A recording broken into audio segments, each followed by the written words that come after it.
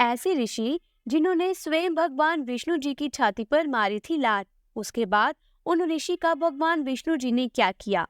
Video को शुरू करने से पहले अगर आपने चैनल को सब्सक्राइब नहीं किया है तो चैनल को सब्सक्राइब करके बेल आइकन के बटन को प्रेस कर दीजिएगा।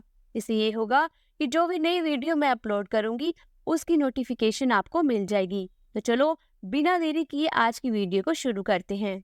देखिए, यूं तो हमारे सनातन धर्म में कई सारे ऐसे ऋषि मुनि थे जो अपने क्रोध, अपने तपोबल और साथ ही अपने दानी स्वभाव के लिए जाने जाते थे।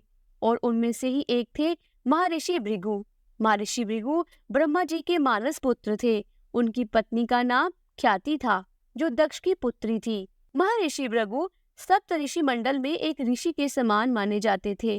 सावन और भाद्रपद में वह भगवान सूर्य के रथ पर सवार रहते थे। एक बार सरस्वती नदी के तट पर ऋषि मुनि एकत्रित होकर एक विषय पर चर्चा कर रहे थे कि ब्रह्मा जी, शिव जी और श्री विष्णु में सबसे बड़े और आखिर श्रेष्ठ कौन से देवता है। इसका कोई निष्कर्ष ना निकलता देख उन्होंने त्रिदेवों की परीक्षा लेने का निश्चय किया और ब्रह्मा जी के मानस पुत्र महर्षि भृगु को इस कार्य के लिए नियुक्त किया। महर्षि भृगु सर्वप्रथम ब्रह्मा जी के पास गए। उन्होंने ना तो उनको प्रणाम किया और ना ही उनकी स्तुति की। यह देखकर ब्रह्मा जी अत्यंत क्रोधित हो गए। क्रोध की अधिकता से उनका मुख लाल हो गया। लेकिन फिर ये सोचकर कि महर्षि भृगु ही उनके पुत्र हैं, उन्होंने हृदय में उठे क्रोध के आवेग को विवेक बुद्धि में दबा लिया। और फिर महर्षि भृगु को समझ आ ही गया कि ब्रह्मा जी ने तो क्रोध किया है, इसलिए वह श्रेष्ठ नहीं हो सकते। वहां से महर्षि भृगु कैलाश की ओर गए। देवाधिदेव भगवान महादेव ने देखा कि ऋषि भृगु आ रहे हैं तो वह प्रसन्न होकर अपने आसन से उठे और उनका आलिंगन करने के लिए अपनी भुजाएं फैला दी। परंतु उनकी परीक्षा लेने के लिए भृगु मुनि उनका आलिंगन अस्वीकार करते हुए बोले, हे महादेव, आप सदा वेदों और धर्म की मर्यादा का उल्लंघन करते हैं।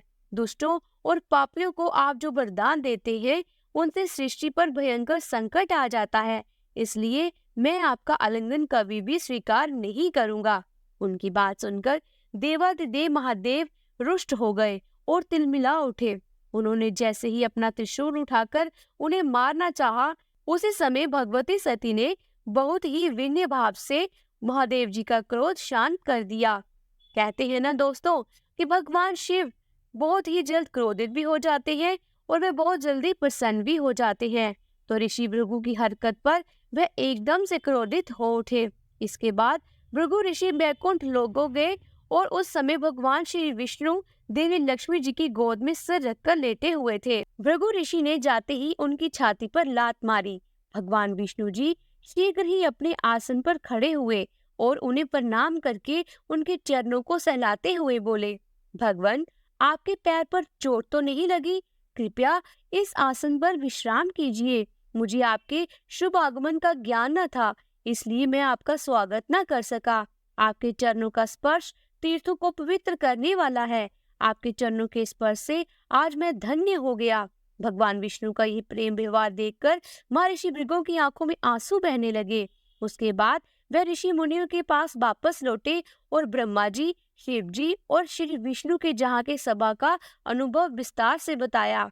उनके अनुभव सुनकर सभी ऋषि मुनि बड़े हैरान हुए और उनके सभी संदेह दूर हो गए। तभी से वह भगवान विष्णु को सर्वश्रेष्ठ मानकर उनकी पूजा अर्चना करने लगे। हमारे वेदों में सबसे पूजनीय भगवान विष्णु जी को ही माना गया है। तो इस पर आपका क्या कहना है? कमेंट बॉक्स में हमें जरूर बताइएगा।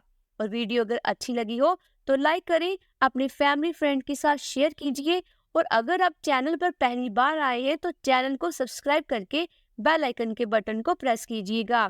साथ ही कमेंट बॉक्स में जय श्री हरि विष्णु, हर हर महादेव जरूर लिखिएगा। जल्द ही मिलती हूँ एक नई धार्मिक वीडियो के साथ। तब तक के लिए जय श्री हरि विष्णु, हर हर महादेव।